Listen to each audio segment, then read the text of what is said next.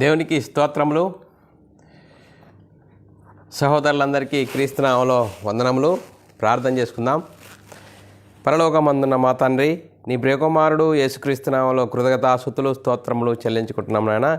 ఇంతవరకు సజీవులుగా ఉంచి నీ కృపలో కాపాడుతూ భద్రపడుతూ సజీవులుగా ఉంచి నీ సన్నిధిలోనికి చేర్చుకొని ఆత్మతోనూ సత్యంతోనూ ఆరాధించుకునడానికి, నీ వాక్యం నేర్చుకునడానికి ఇచ్చిన గొప్ప ధన్యత భాగ్యమును బట్టి కృతజ్ఞతాస్తుతులు స్తోత్రం చెల్లించుకుంటున్నాం నాయన. మరి ఈరోజు ఉదయకాల సమయంలో మరి అపవాది ఎప్పుడు ఎక్కడ ప్రారంభమైంది అనే అంశము నేర్చుకుంటుండగా చెప్పబడుతుండగా నాకు మరి వింటున్న సహోదరులకు నీ కృపను అనుగ్రహించి వాక్యానుసారంగా జీవించి నీకు మహిమ తెచ్చేవారంగా ఘనత తెచ్చేవారంగా ఉండే ధన్యత భాగ్యం మా అందరికీ అనుగ్రహించమని యేసుక్రీస్తు నామములో ప్రార్థన అడిగి వేడుకుంటున్నాం తండ్రి, ఆమెన్. మరి సహోదరులందరూ ఎలా ఉన్నారు? క్షేమంగా ఉన్నారా? మీరందరూ క్షేమంగా ఉన్నారని తలంచుచున్నాను. మరి దేవుని కృపలో మరి వాక్యం వింటూ అర్థం చేసుకుంటూ వాక్యానుసారంగా జీవిస్తూ దేవుని కృపలో వర్ధిల్లుచున్నారని నమ్ముచున్నాను పిల్లారా. మరి ఈరోజు మరి క్రీస్తు రాజ్యము అనే మరి అంశంలో రెండవ పాఠం పిల్లారా, అపవాది రాజ్యము ఎప్పుడు జరిగింది, ఎక్కడ జరిగింది అనే అంశము నేర్చుకుందాం పిల్లారా. మరి పిల్లారా, ఈ అంశం చెప్పబడుతుండగా ఒక వ్యక్తిని గురించి కానీ, ఒక సంస్థను గురించి కానీ, ఒక సంఘమును గురించి కానీ మరి చెప్పబడినవి కావు. బైబిల్లోని ఆత్మ సంబంధమైన సంగతులు చెప్పడానికి మరి ఏది మాట్లాడినా లేఖనం చూయించి మరి చెప్పడం జరుగుతుంది. క్రీస్తు ప్రేమలను బలవంతం చేయటం బట్టి మేము తెలుసుకున్నది అనేకులకు తెలియజేయడానికి ఫేస్బుక్ ద్వారా కానీ, యూట్యూబ్ ద్వారా కానీ మీ చేరువలోనికి వాక్యం తీసుకొని మీతో వాక్యం పంచుకొనడానికి దేవుడిచ్చిన గొప్ప ధన్యత భాగ్యమును బట్టి దేవునికి కృతజ్ఞతాస్తుతులు స్తోత్రములు చెల్లించబద్ధుడనై ఉన్నాను పిల్లరా. మరి ఈరోజు క్రీస్తు రాజ్యము రెండవ పాఠము. మరి పిల్లరా, క్రీస్తు రాజ్యము నేర్చుకుంటున్నాము. మరి క్రీస్తు రాజ్యంలో అనేక పాఠాలు ఉన్నాయి పిల్లరా. క్రీస్తు రాజ్యములో అనేక పాఠాలు ఉన్నాయి. ఒక్కొక్కటిగా మరి బైబిల్లోని ఆత్మ సంబంధమైన సంగతులతో సరిచేసుకుంటూ మన ఆత్మీయ ప్రయాణమును చక్కదిద్దుకుంటూ మనమందరము వాక్యంకు లోబడదాం, వాక్యం భయపడదాం, వాక్యానుసారంగా జీవిస్తూ ఆత్మ నియమంకు లోబడి మన ఆత్మీయత స్థితిని సరిదిద్దుకొని మనమందరము దేవునికి మహిమ తెచ్చేవారంగాను ఘనత తెచ్చేవారంగా ఉంటూ ముందుకు సాగుదాము పిల్లరా. మరి ఈరోజు మరి క్రీస్తు రాజ్యములో రెండవ పాఠము, అపవాది రాజ్యము ఎప్పుడు జరిగింది, ఎక్కడ జరిగింది అనే పాఠం పిల్లరా. మరి క్రీస్తు రాజ్యము 1000 సంవత్సరాలు అని ఉంది. మరి ప్రకటన గ్రంథంలో సింబాలిక్ భాషలో రాయబడ్డది 1000 సంవత్సరాలు. 1000 సంవత్సరాలు అంటే దీర్ఘకాలాన్ని చూపిస్తుంది అని మనం నేర్చుకుందాం పిల్లారా. మరి క్రీస్తు రాజ్యము యుగాలు అనేది నేర్చుకుందాం పిల్లారా. మరి పిల్లారా, మనం ఆలోచన చేసినట్లయితే పోయిన పాఠంలో మనం ఏం నేర్చుకున్నాము? మరి ప్రారంభంలో దేవుని రాజ్యం ఉన్నది. ఆ దేవుని రాజ్యంలో తండ్రి అయిన దేవుడు రాజుగా ఉన్నాడు. మరి దేవుని రాజ్యంలో మరి సభ్యులుగా యేసుక్రీస్తు ఉన్నాడు, పరిశుద్ధాత్ముడు ఉన్నాడు. వీరందరూ సభ్యులుగా ఉన్నారు. చూడండి పిల్లరా, వీరందరూ సభ్యులుగా ఉన్నారు. వీరందరి చేసే మరి పనిలో వీరు చేసే పనిలో పరిచారకులుగా మరి ఎవరున్నారు? పరలోకంలో తండ్రి అయిన దేవుడు పరిశుద్ధుడు ప్రతి గానాలతో మరి ప్రతిధ్వనిస్తుండగా మరి పరిశుద్ధుడు అని ప్రతి గానాలు దేవదూతలు పరిశుద్ధులని దేవుడు పరిశుద్ధులు అని ప్రకటిస్తుండగా మరి దేవునికి ఒక ఆలోచన కలిగింది. దేవునికి అనేక మంది కుమారులు కావాలి. వారందరూ ఆయన కృపామహిమకు కీర్తి కలుగజేయాలి. ఆయన మాదిరిగా పరిశుద్ధుడుగా ఉండాలి. తన పరిశుద్ధతకు తన కీర్తికి మరి పేరు తీసుకొని రావాలని దేవునికి ఆలోచన కలిగింది. ఆ ఆలోచనను బట్టి చూడండి పిల్లరా, ఆ ఆలోచనను ఎరిగి మరి ఈ దేవదూతలు పరిచారకులుగా ఉన్నవారు ఆ దేవుని ఆలోచనను దేవుని ప్రణాళికను విని ఇక్కడికి వీడ పరిచర్య చేయాలా, వారికి కుమారులు కావాలట, వారికి కుమారులకు మరి మేము కూడా పరిచర్య చేయాలట, మేము కుమారులం కామా, సేవకులమేనా అని దేవుని ప్రభుత్వంపై తిరుగుబాటు చేశాడు. చూడండి, దేవుని ప్రభుత్వంపై తిరుగుబాటు చేశాడు. ఎక్కడ? పరలోకంలో. చూడండి జగత్తి పునాది వేయబడక మునిపే దేవుని ప్రభుత్వంపై తిరుగుబాటు చేశాడు. చూడండి పిల్లరా, పరిచారకులుగా మరి దేవుడు పలికిన దేవదూతలు దేవుని కుమారుడు కాదు. దేవుడు మనల్ని కన్నాడు. చూడండి పిల్లరా, దేవుడు మనల్ని కన్నాడు. క్రీస్తు రక్తం ద్వారా మనల్ని కొన్నాడు.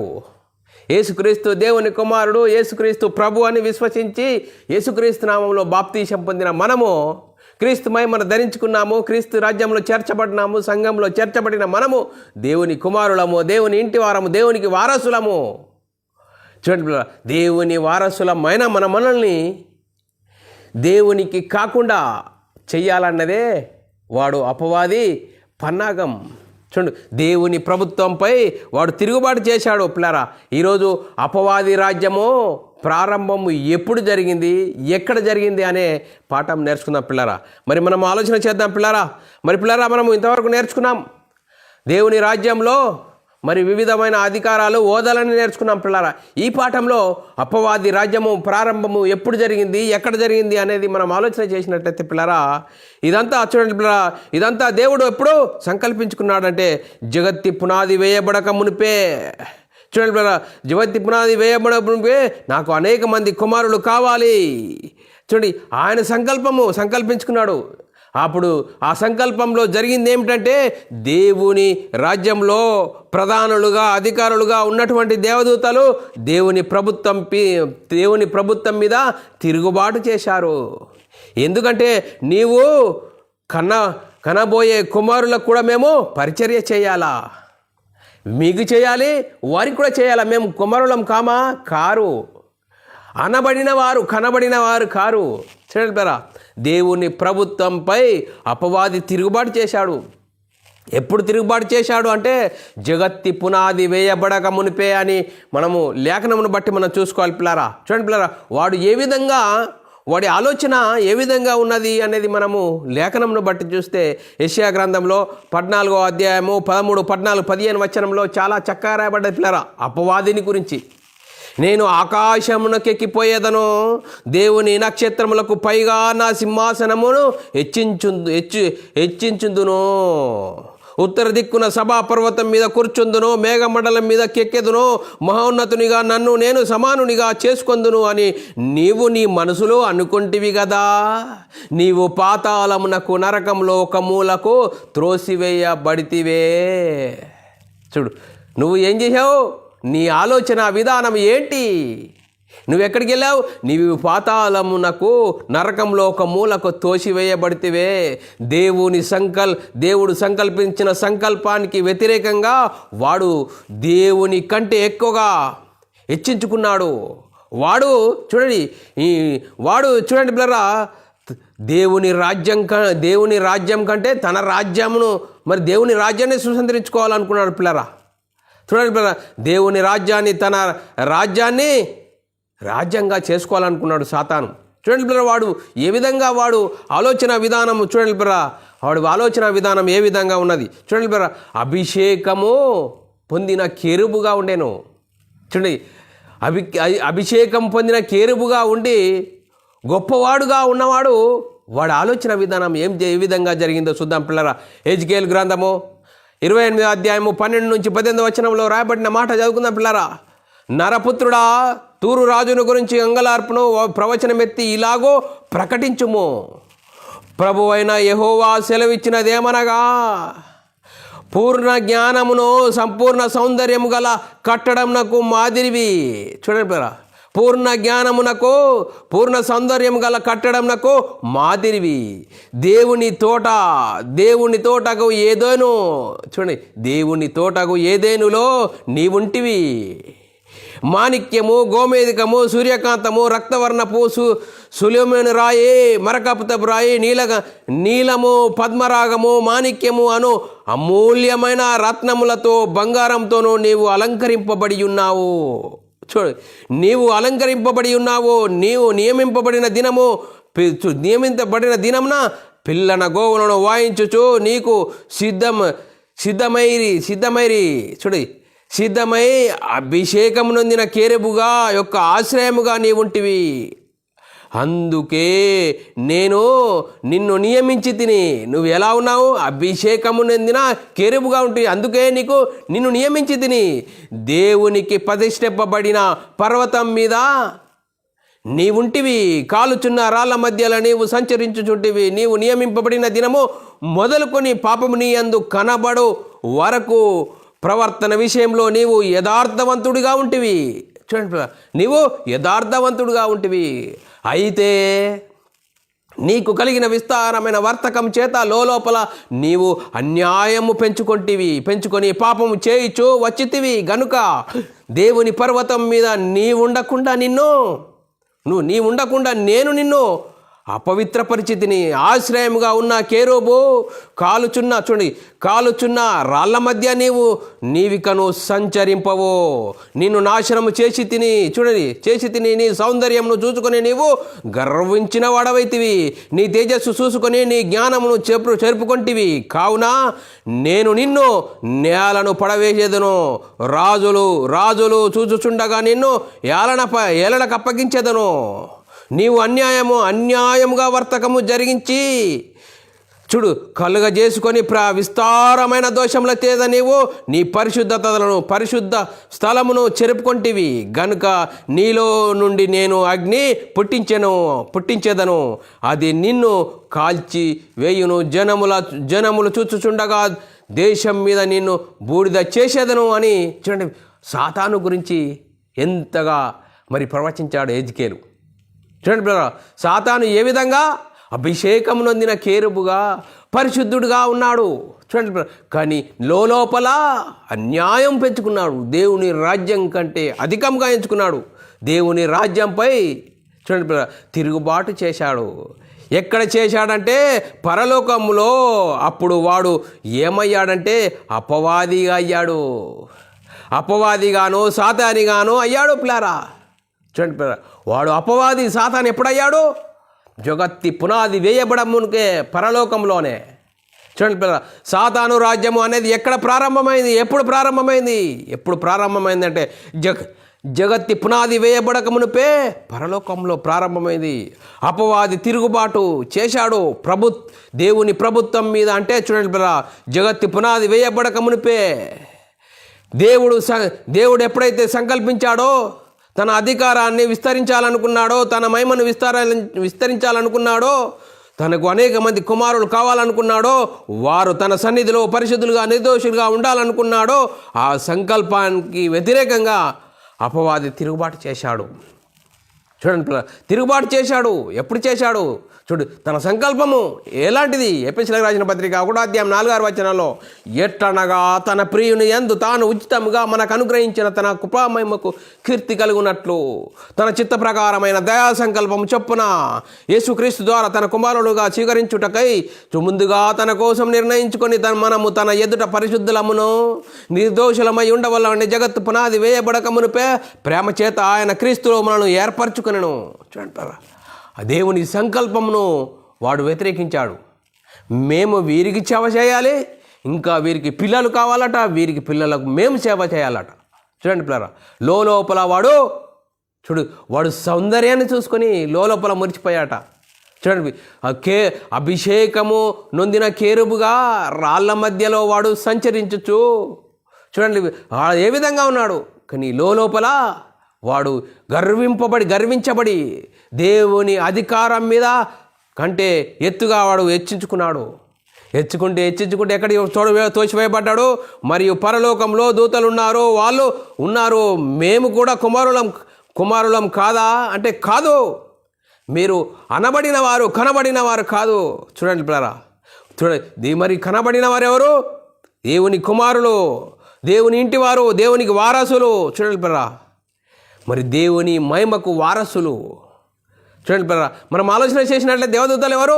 కనబడిన వారని లేఖనం చెప్తుంది. ఎలా చూద్దాం పిల్లరా, హెబ్రీయులకు రాసిన పత్రిక 1:5 యాలనగా నీవు నా కుమారుడవు, నేడు నిన్ను కని ఉన్నాను అనియో, ఇదియుగాక నేను ఆయనకు తండ్రినై ఉందును, ఆయన నాకు కుమారుడై ఉండును అనియు దూతలతో ఎవరితోనైనాను ఎప్పుడైనాను చెప్పినా. చూడండి పిల్లరా, దూతలతో ఎప్పుడైనా చెప్పినా చెప్పలేదో. ఎవరితో చెప్పాడో? యేసుక్రీస్తు తండ్రి అయిన దేవుడు చెప్పాడు. దూతలతో దేవుడు చూడండి, దూతలతో దేవుడు కన్నవారు కాదు, అనబడిన వారు. చూడు, దేవుడు మనల్ని ఆత్మలుగా కన్నాడు. దేవుడు కనబడిన వారము. చూడ, అనబడిన వారు కనబడిన వారు మనము. అందుకోసమే మనకు సేవ చేయడానికి వాడికి నియమిస్తే వాడు లోపల గర్వించాడు. దేవుని ప్రభుత్వంపై తిరుగుబాటు చేశాడు. చూడండి, ఏలయనగా నీవు నా కుమారుడవు, నేను నేడు నిన్ను కని ఉన్నాను అని ఎవరితో అన్నాడు అంటే దేవుడు యేసుక్రీస్తు అన్నాడు. పిల్లారా చూడండి, రాబోయే లోకానికి ఆయన దూతలకు లోపరచలేదు. మరి ఎవరికి లోపరిచాడంటే చూడండి, కుమారులకే. హెబ్రీయులకు రాసిన పత్రికలో 2వ అధ్యాయం 5వ వచనంలో రాయబడిన మాట చదువుదాం పిల్లరా. మనము మాటలాడుచున్న ఆ రాబో లోకమును ఆయన దూతలకు లోపరచలేదు. చూడండి పిల్లలు, ఎంత చక్కగా లేఖనం రాయబడ్డది. మనము మాటలాడుచున్న ఆ రాబో లోకమును ఆయన దూతలకు లోపరచలేదు. కాబట్టి సాతాను దేవుని ప్రభుత్వం మీద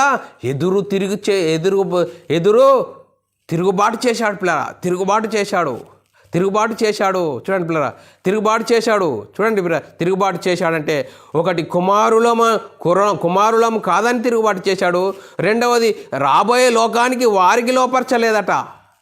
అందుకోసమే దానికోసం తిరిగి మూడో మాట, భూమి మీద నీవు కన్న కుమారులకు కూడా మేము సేవ చేయాలా అని దేవుని ప్రభుత్వం మీద తిరుగుబాటు చేశాడు పిల్లారా. చూడండి పిల్లరా, వాడు ఎంత హెచ్చించుకున్నాడు. అందుకోసమే పిల్లారా, వారు మరి దేవదూతలు దేవుని సేవకులని లేఖనం చెప్తుంది. చూడండి పిల్లరా, హెబ్రీయులకు రాసిన పత్రిక 1వ అధ్యాయం 14వ వచనంలో వీరందరూ ఎవరు? సేవకులు, దేవదూతలు. వీరందరూ రక్షణను స్వాస్థ్యమును పొందబో వారికి పరిచర్య చేయుటకై పంపబడిన సేవకులైన ఆత్మలు కారా. చూడండి పిల్లరా, దేవుడు ఏదైతే సంకల్పించుకున్నాడో తనకు అనేక మంది కుమారులు కావాలి. ఆ కుమారులు దేవుళ్ళు కావాలి. చూడండి పిల్లరా, నా పరిశుద్ధతకు నా కీర్తికి మరి వారు కీర్తి తేవాలి, నిర్దోషులుగా ఉండాలి తన సన్నిధిలో ఎల్లప్పుడూ. చూడండి పిల్లరా, ఎప్పుడైతే తన సంకల్పించుకున్నాడో ఆ సంకల్పానికి అపవాది తిరుగుబాటు చేశాడు. దేవుని ప్రభుత్వంపై తిరుగుబాటు చేశాడు పిల్లరా. ఆ తిరుగుబాటు చేశాడు. మరి దేవుడు తిరుగుబాటు చేస్తే ఊరుకున్నాడా? ఊరుకులేడు పిల్లరా. ఏం చేశాడు చూద్దాం పిల్లరా. ఏం చేశాడు? దేవుని ప్రభుత్వంపై తిరుగుబాటు చేసిన దేవదూతలను దేవుడు ఎక్కడ బంధించాడు? చూడండి పిల్లరా, ఎక్కడ బంధించాడంటే చూద్దాం పిల్లరా. 2వ పేతురు రాసిన పత్రిక 2వ అధ్యాయం 4వ వచనం, దేవదూతలు పాపము చేసినప్పుడు దేవుడు వారిని విడిచిపెట్టక పాతాళ లోకమందలి కటిక చీకటి గల బిలాములోనికి త్రోసి తీర్పుకు కావలిలో ఉంచుటకు వారిని అప్పగించెను.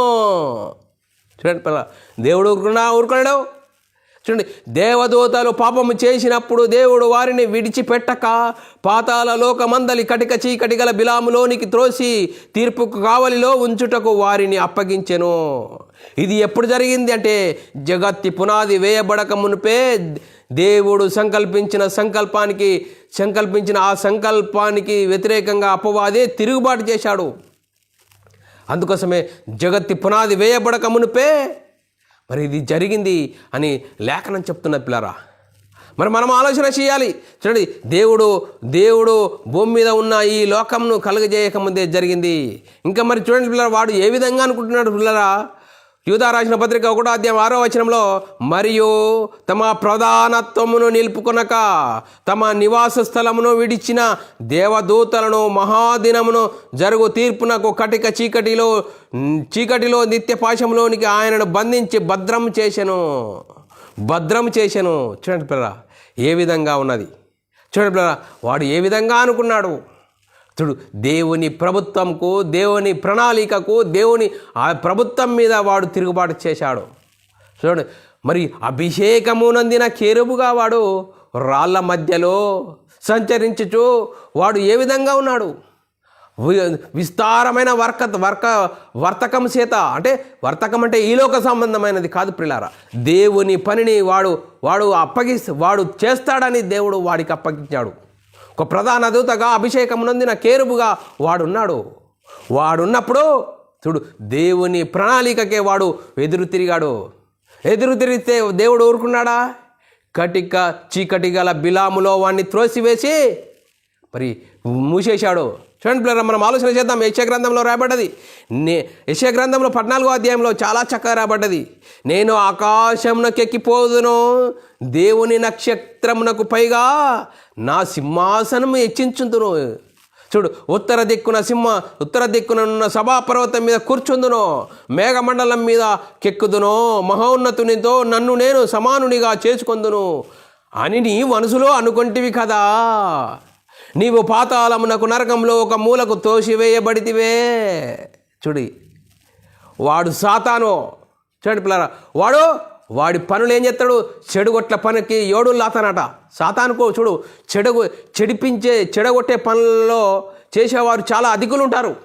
ఆడు శరీరానికి ఆశలు కల్పిస్తాడు. ఈ రోజుల్లో చూడండి పిల్లరా, శరీర సంబంధమైనది యుద్ధములు పోరాటములు దేని నుండి కలుగుతున్నాయి? మీ శరీరంలో కలుగు భోగేచ్ఛల నుండియే కదా.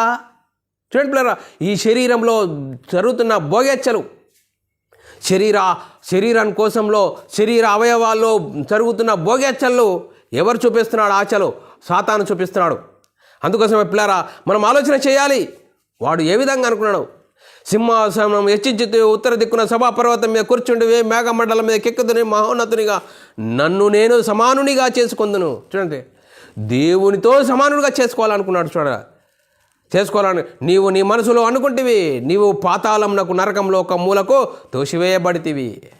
ప్రకటన గ్రంథంలో రాయబడ్డది. చూడండి పిల్లరా, అపవాదిని గురించి రాయబడ్డది. ప్రకటన గ్రంథం 20:1-2 వచనం. మరియు పెద్ద సంఖ్యలను చేత పట్టుకొని అగాధము యొక్క తాళపు చెవి యొక్క దేవదూత పరలోకం నుండి దిగివచ్చుట చూచి తిని, అతడు ఆది సర్పమును, చూడు అపవాదికి మరి అనేక పేర్లు, ఆది సర్పమును అనగా అపవాదియు సాతానను ఆ ఘట సర్పమును పట్టుకొని 1000 సంవత్సరాలు వాడిని బంధించి అగాధంలో పడవేసి. చూడండి పిల్లరా, ఎప్పుడు బంధింపబడ్డాడంటే జగత్తి పునాది వేయబడకమునుపే బంధింపబడ్డాడు.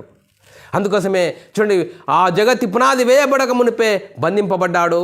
మరి దేవుని ప్రణాళికను బట్టి మరి సృష్టిలోని ప్రతి ఒక్కటిని చేసి ఆడు ఆకాశం నుండి పడ్డాడు. ప్రకటన గ్రంథం ఆకాశం నుండి పడక చూచి తిని. చూడండి బ్రదర్, ఎప్పుడో వాడు జగత్తు పునాది వేయబడక మునిపే దేవుని ప్రభుత్వంపై దేవుని సంకల్పానికి వెదురు తిరిగాడు. వాడిని మరి కటిక చీకటి బిలాములో బంధించాడు. చూడండి, ఎప్పుడు జరిగింది? జగత్తు పునాది వేయబడక మునిపే జరిగింది. ఎప్పుడు జరిగింది అంటే జగత్తు పునాది వేయబడక మునిపే జరిగింది. పరలోకంలో ఉన్న దేవుని ప్రభుత్వం తిరుగుబాటు చేసిన దేవదూతలు ఎక్కడ బంధించి భద్రం చేశాడంటే కటిక చీకటి గల బిలాములో పాతాళంలో బంధించాడు. పిల్లారా చూడండి, పిల్లరా ఎంత చక్కగా ఉన్నది. పిల్లారా, పరలోక రాజ్యం అపవాది రాజ్యము ఎప్పుడు జరిగింది? ఎక్కడ జరిగింది అంటే జగత్తి పునాది వేయబడక మునిపే పరలోకంలో మరి వాడు దేవుని ప్రభుత్వంపై దేవుని ఆ సంకల్పానికి వ్యతిరేకంగా వాడు ఎదురు తిరిగితే దేవుడు ఊరుకున్నాడా? కటిక చీకటి గల బిలాములో వాడిని బంధించాడు. పిల్లారా చూడండి, పిల్లారా అపవాది రాజ్యము ఎప్పుడు జరిగింది, ఎక్కడ జరిగింది అనేది మనం నేర్చుకున్నాం పిల్లారా. ఇప్పటి వరకు మనము ఏ సంగతులు నేర్చుకున్నాము? చూడండి పిల్లారా, ఇంతకుముందు నేర్చుకున్నాము పరలోక రాజ్యంలో వివిధమైన హోదాలు నేర్చుకున్నాము. ఈ పాఠంలో అపవాది రాజ్యము ఎప్పుడు జరిగింది, ఎక్కడ జరిగిందంటే అపవాది రాజ్యము జగతి పునాది వేయబడక మునిపే పరలోకంలో జరిగింది. ఎందుకు జరిగిందంటే దేవుని సంకల్పానికి, దేవుని ప్రభుత్వానికి అపవాది ఎదురు తిరిగాడు, తన్ను తాను హెచ్చించుకున్నాడు కాబట్టి దేవుడు వాణ్ణి విడిచిపెట్టక కటిక చీకటి గల బిలాములో వాణ్ణి బంధించి భద్రం చేశాడు అని నేర్చుకున్నాం పిల్లారా. మరి నెక్స్ట్ వచ్చే క్లాసులో ఇంకా మరి అనేక పాఠాలు నేర్చుకుందాం పిల్లారా. ఇంతవరకు చెప్పబడిన లేఖనం ప్రతి ఒక్కరి హృదయంలో నీరుగట్టి ఫలింపజేయను గాక. ఆమెన్. అందరికీ వందనములు, దేవునికి స్తోత్రాలు. ప్రార్థన చేసుకుందాం పిల్లారా. పరలోకమందున్న మా తండ్రి, నీ ప్రియకుమారుడు యేసుక్రీస్తు నామములో కృతజ్ఞతాస్తుతులు స్తోత్రం చెల్లించుకుంటున్నాం నాయన. ఇంతవరకు సజీవులుగా ఉంచి నీ కృపలో కాపాడుతూ భద్రపరుస్తూ అపవాది రాజ్యము ఎక్కడ జరిగింది, ఎప్పుడు జరిగింది అనేది నేర్చుకున్నాం పిల్లరా. నేర్చుకున్నది విని విడిచిపెట్టేవారం కాకుండా విన్న మాటల ప్రకారం ఆత్మీయ జీవితం కట్టుకొని అనేకులకు ప్రకటించే గొప్ప ధన్యతా భాగ్యం మా అందరికీ అనుగ్రహిస్తున్న విధానం బట్టి స్తోత్రం చెల్లించుకుంటూ యేసుక్రీస్తు నామములో ప్రార్థన అడిగి వేడుకుంటున్నాం తండ్రి. ఆమెన్.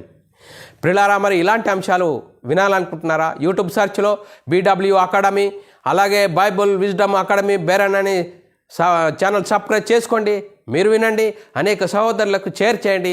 మీ వ్యక్తిగత ప్రార్థనలు, మా పరిచర్య నిమిత్తం ప్రార్థనలు జ్ఞాపకం చేసుకోవాల్సినదిగా క్రీస్తు ప్రేమను బట్టి బతిమాలుకొచ్చున్నాను. అందరికీ వందనములు, దేవునికి స్తోత్రములు.